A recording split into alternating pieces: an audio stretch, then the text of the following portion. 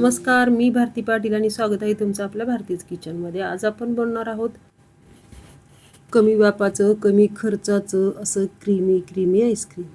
तर हे आईस्क्रीम बनवण्यासाठी मी इथे घेतलेले आहेत 2 आंबे स्वच्छ धुवून घेतलेले आहेत। आता याचा आपण गर काढून घेणार आहोत। तर आंब्यापैकी मी एक आंबा घेतलेला आहे रत्नागिरी आणि एक आंबा जो आहे तो आपला साधा केशरी आंबा आहे। आता याचा आपण गर काढून घेऊया। तर सुरीने अशा प्रकारे आंबा कापून घ्यायचा आणि हलके हलके काप देऊन गर सर्व काढून घ्यायचा। खूप छान प्रकारे गर निघतो आंब्याचा आणि अगदी कमी व्यापामध्ये गर निघतो। तर मंडळी, आईस्क्रीम बनवण्यासाठी आपल्याला इथे गॅस वगैरे काहीही पेटवायचा नाही आहे। अगदी 10 मिनिटांमध्ये आईस्क्रीम तयार होतं। 10 मिनिटं सुद्धा लागत नाहीत। तुम्ही करायला गेलात तर अगदी हे 5 मिनिटांमध्ये सुद्धा आईस्क्रीम तयार होईल। तर गर काढून झालेला आहे आणि हा जवळजवळ 1 वाटी गर तयार झालेला आहे आपला। आता हा गर बाजूला घेऊयात मिक्सरचं भांडं। मिक्सरच्या भांड्यामध्ये घालायचे आहे 3 चमचे साखर। तर इथे मी 1 वाटी गरासाठी 3 चमचे साखर घेतली आहे। सोबत 2 ते 3 हिरवी वेलची घेतली आहे। वेलची सोलून घालायची।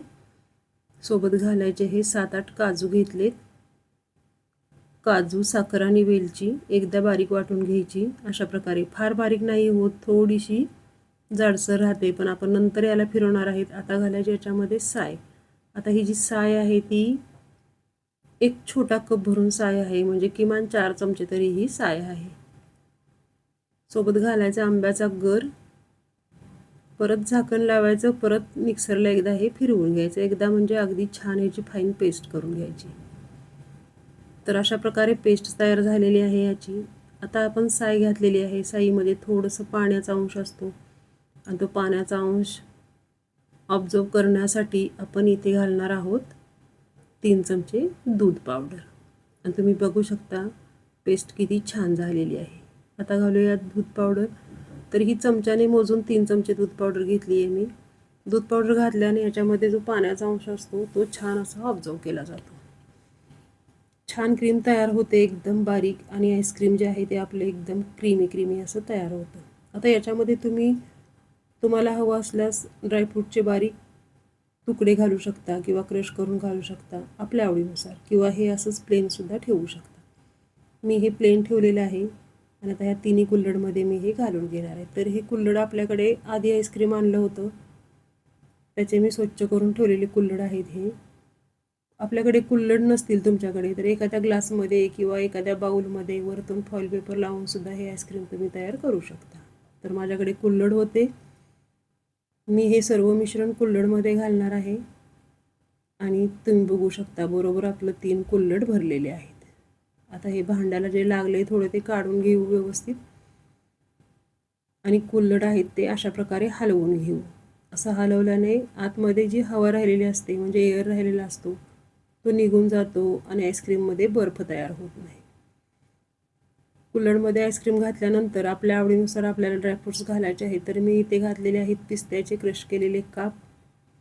आता लावायचं झाकण। इथे आपण फॉईल पेपर वगैरे काहीही लावणार नाही, फक्त झाकण लावणार आहोत आणि 7 ते 8 तासासाठी आपण हे फ्रीजमध्ये ठेवून देणार आहोत।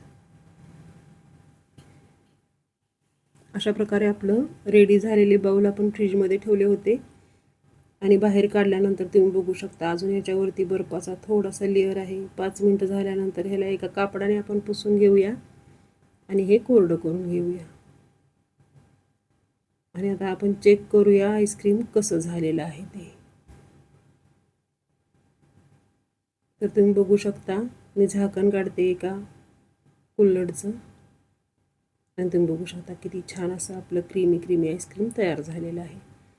आता अजून एक आपण ह्याला 2 ते 3 मिनिटं ठेवलं की हे छान विरघळायला सुरुवात होते आणि खाण्यासाठी ते योग्य होते। आणि तुम्ही बघू शकता जराही बर्फ झालेला नाही आहे। मी फक्त झाकण लावलं होतं, फॉईल पेपर वगैरे काहीही लावलेला नाही आहे। अशा प्रकारे हे आपलं कमी व्यापातलं किंवा कमी काम असलेलं आईस्क्रीम किती सोपं आहे बनवायला तुम्ही बघू शकता। कमी वेळात, कमी खर्चात आणि घरच्या साहित्यात तयार झालेलं हे आईस्क्रीम एकदा नक्की करून बघा। चॅनेलला सबस्क्राईब करा, लाईक, शेअर आणि कमेंट करा। आता बघूयात आपलं आईस्क्रीम कसं झालं ते। आणि तुम्ही बघू शकता आत्तापर्यंत 6-7 मिनिटं झाल्यानंतर आईस्क्रीम जे आहे ते आपलं असं तयार झालेलं आहे। त्याच्यामध्ये आपण केशर किंवा कुठलाही फूड कलर वापरलेला नाही आहे. जो आपल्या आंब्याचा कलर आहे तोच या आईस्क्रीमला आलेला आहे, ओरिजिनल कलर. तुम्ही बघू शकता दोन्ही कुल्हडमधलं आईस्क्रीम किती छान असं क्रीमी झालेलं आहे. रेसिपी आवडली तर करून बघा. चॅनलला सबस्क्राईब करा, लाईक, शेअर आणि कमेंट करा. भेटूयात परत एखाद्या अशा छानशा रेसिपीसोबत. पुढे मी दाखवणार आहे आईस्क्रीम कशा प्रकारे आपलं विरघळलेलं आहे ते.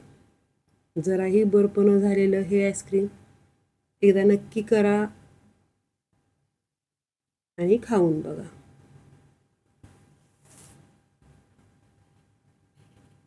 आणि अशा प्रकारे आपलं आईस्क्रीम तयार झालेलं आहे, तुम्ही बघू शकता. आणि इथे जे आहे ते मी अर्धा आईस्क्रीम संपल्यानंतरचा फोटो काढलेला आहे.